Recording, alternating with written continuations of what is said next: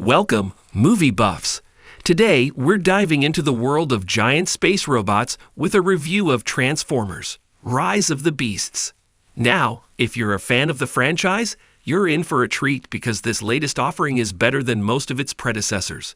Transformers: Rise of the Beasts doesn't quite reach the heights of the unexpectedly delightful Bumblebee from 2018, but it's far superior to the five cacophonous blockbusters Michael Bay directed between 2007 and 2017. This time, Stephen Caple Jr., known for Creed II, takes over the reins, bringing a narrative focus and visual coherence that's been woefully lacking in the past. You can actually see what's happening in the gargantuan action sequences, which is always a plus. Longtime fans will probably revel in the childhood nostalgia of seeing these beloved characters come to life once again. Besides the Autobots, led as always by Optimus Prime and voiced by Peter Cullen with his signature gravitas, Rise of the Beasts also features Maximals from the Transformers, Beast Wars TV series, and various intergalactic villains doing the bidding of the planet-gobbling Unicron, voiced by Coleman Domingo.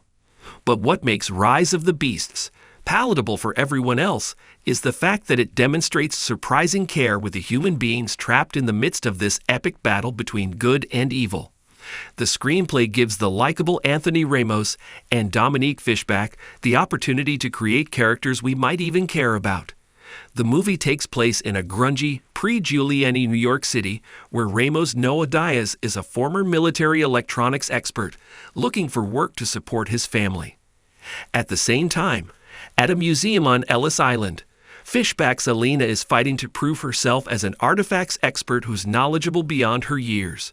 These are both young people of color being repeatedly underestimated and marginalized by the predominantly white people in charge, which provides more context and social criticism than we usually see in these movies. One of the most enjoyable parts of Rise of the Beasts is the back and forth between Ramos and Pete Davidson as the voice of Mirage, the wisecracking sports car.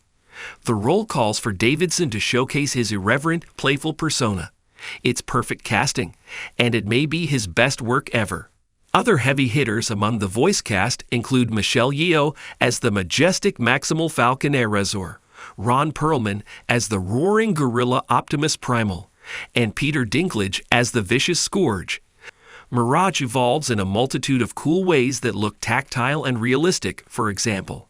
However, while this climax isn't as dizzying and interminable as they so often are, it's still rather dull compared to the action that came before it.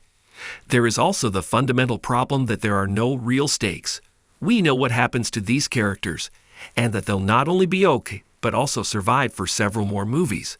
And of course, a mid-credits scene suggests that there's even more to come from this cinematic universe, because there's always more to come.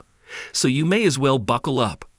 In conclusion, Transformers: Rise of the Beasts is a solid entry in the franchise that offers a refreshing focus on narrative and visual coherence. It's a film that respects its roots, pays homage to its characters, and takes care to develop its human characters.